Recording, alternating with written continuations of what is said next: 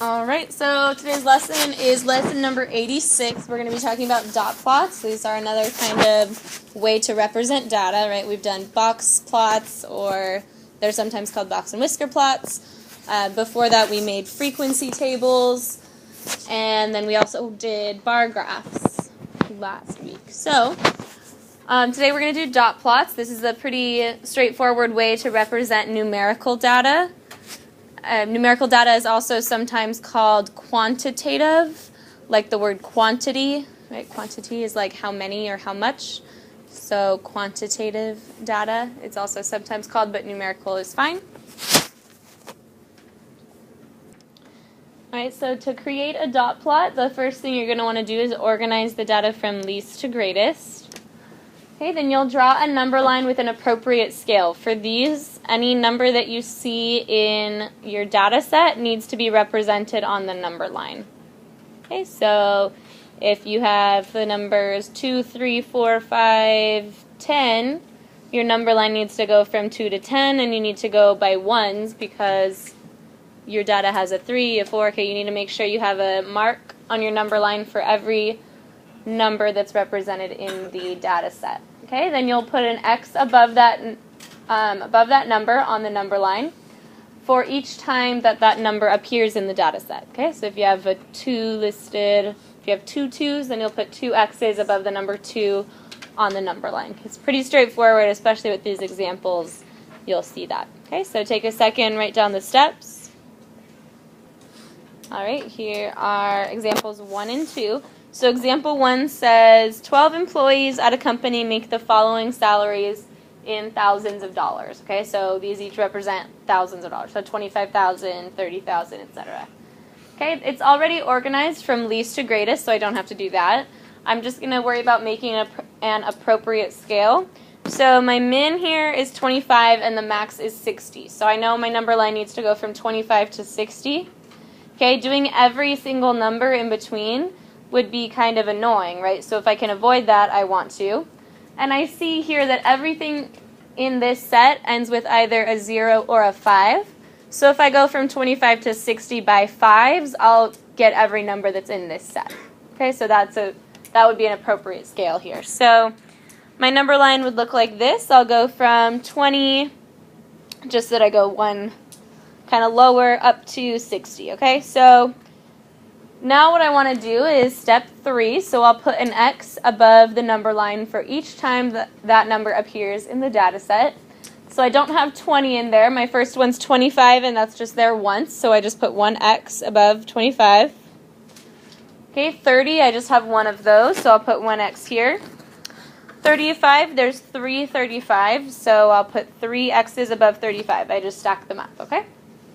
The only thing you want to be careful of is to kind of keep them the same size so that across the data it looks like 3, right? You don't have 3 giant X's for one number and then 3 teeny tiny X's for another one, okay? So just kind of keep it all the same size.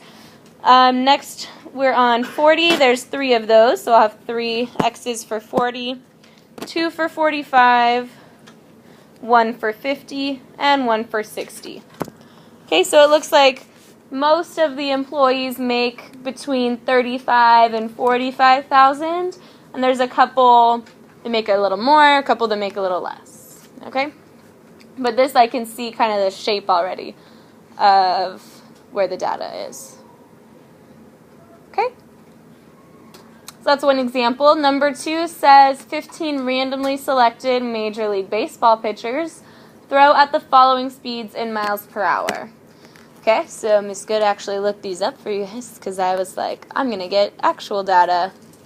I didn't like the one in the book. So, these, yeah, none of those are from the Angels. It's alright.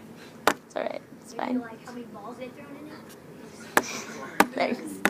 Yeah. Because they're getting... It's alright. We're going to move on. We're not thinking about that. Okay, so, for the pictures that are here, one of them, surprisingly, was the Padres, though. I was like, hey, go Padres, right? Okay, anyways. So,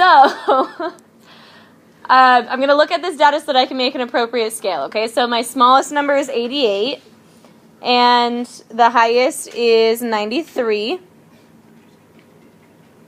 Okay, so I want to make sure I include those numbers on my number line. Again, these are already from least to greatest, so I don't have to reorder them. They're good how they are.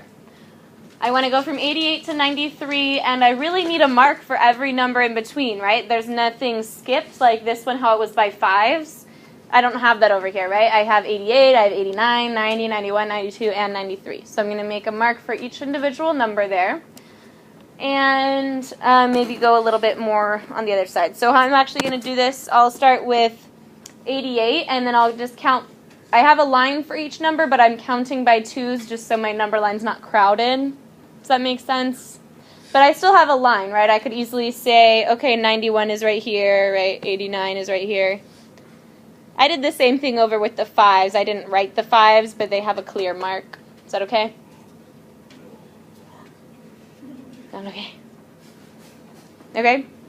So I'm going to make an X now above each of these numbers to represent how many times they're in my set. So 88 is there twice, so I'll have 2 X's here. 89 is there 3 times, so I'll have 3 X's for 89. 90 is there 3 times, so I'll have 3 for 90. 91 is there 4 times, so I have 4 X's there. Then I have 2 at 92 and 1 at 93. Okay, so again, kind of you'll notice more of them kind of lie in the middle, and then it kind of goes outwards.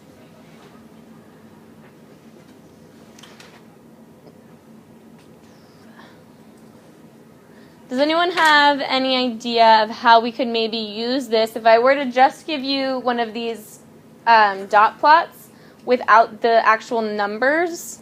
I mean, it's pretty clear what the numbers are, I guess, right? You could just make a list, but without making a list of numbers, just using this, how could you find the median here? How could we find the middle entry? Without listing the actual numbers, just using this. Counting, right? So I know I could count how many X's, and then I just work my way into the middle again. Okay, so I could go, okay, 1 on each side, 2 on each side, 3, 4, 5, 3, 4, 5. Okay, I'm left with these 2 in the middle.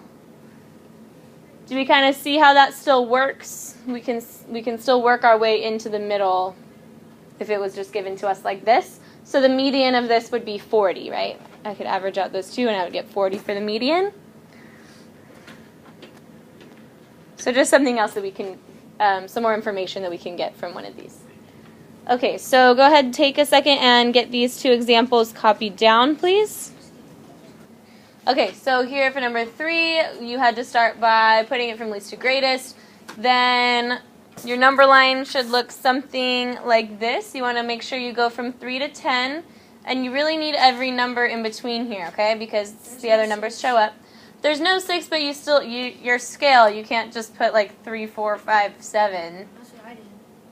You need to have an even scale like a number line, okay? Like picture a tape measure, they don't just skip a number, right? So then you would just leave a space on your number line just next time, okay?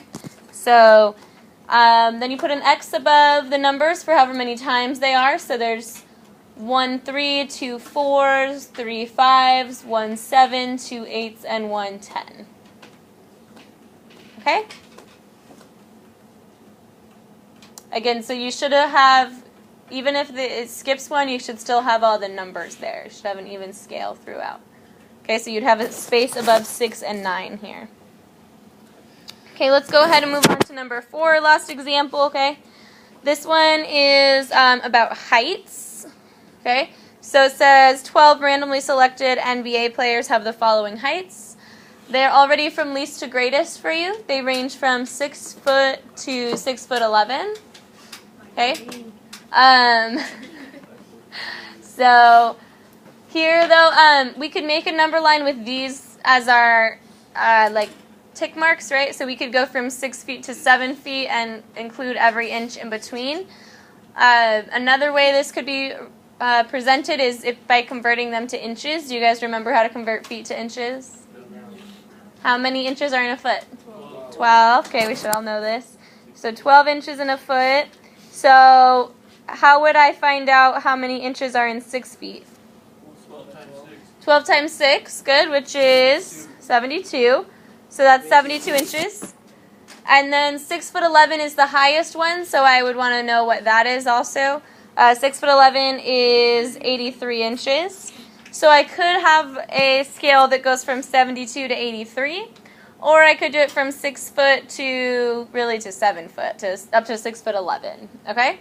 So whichever scale you want to use, you're going to need to go by individual inches here, bless you, because there's some, it doesn't just all go by twos, right? There's odd and even ones between 6 foot and 6'11". So make an appropriate number line for this and make the dot plot. Yes? Is it 6'1" or just 6 foot? Like where it says 6 on the line. The 6 foot 0 inches? The apostrophe mark is for feet. Wait, we don't have to convert all of them. There's a 0, right? Yeah, it's a 0. Because there's nothing behind it. Which one do you mean? The one where it says 6, apostrophe, then there's nothing after it, then equals 72. Oh, sorry. Yeah, what I added here, what I wrote, this is just 6 feet. 6 feet equals, so that'd be 6 foot 0 inches.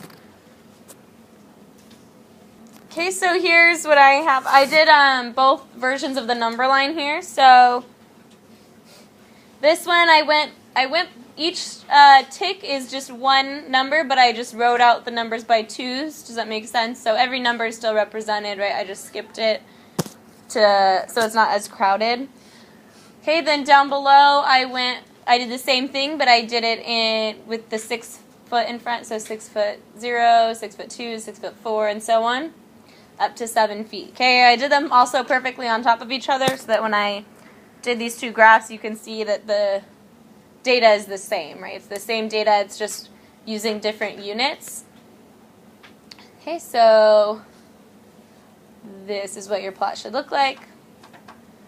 Okay, so again, there's sort of a central trend towards somewhere maybe between like about 78 inches, which is like 6 foot 6, okay?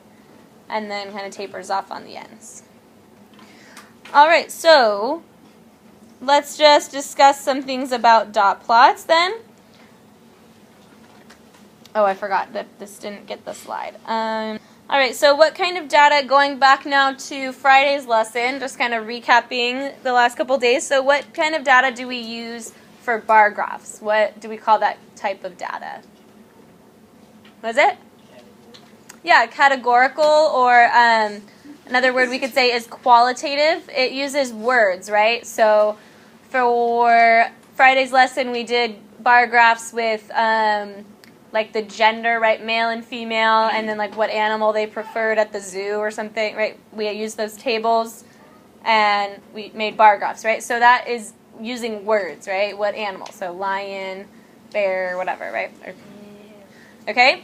So that would be categorical data. What about for dot plots that we did today? What type of data do we use? Okay, so for today, what kind of data is it? What? Quantitative? Yeah, quantitative or numerical is what was in the objective, right? Those are interchangeable words, okay? Basically, it's something about numbers. So what are the scores on a test? What are the heights of the players? What are, what was the other one we did? The salaries, okay? Dollar amounts, numbers, okay? Not favorite animals. Those would be things, okay? Yes? Is there going to be a test on this?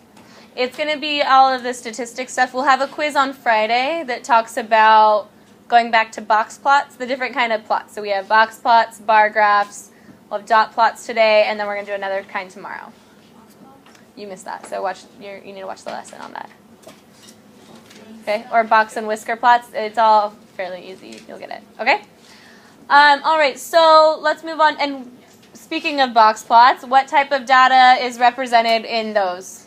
Is it numerical or categorical? Numbers or words? It's numerical, right? The box plots, we find the median, and then we find the median of the lower half, the median of the upper half, and we do it on a number line like we did today, right? So that has to do with numbers also, so it's numerical data. Okay, so between a box and whisker plot and a dot plot, what do you think would be the best way to display the following data? Okay, so these are test scores ranging from 4 to 28. And there's not really a lot of repetition. So what do you think would be the best way to represent this?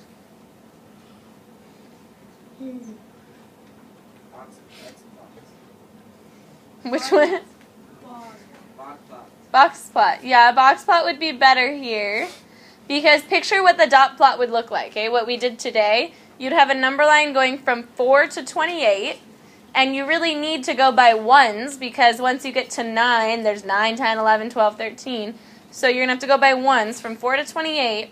And a bunch of them are just going to have one X above them, right? There's a couple repeats with 17 and 23. But it just doesn't really give you much. It's just basically would be a number line with X's above it. But, which I guess is what today's is, right? But the ones today, you can see like the grouping, right? Where there's the most kind of popping up. There's more repetition, so it comes in handy for those. For this, a box plot would be better because you could see, okay, where did the lowest 25% of the students score? Where did the highest 25% of the students' scores fall? Okay, and so on with the box plot. So that would be the best way for that. All right, so that's it then for today.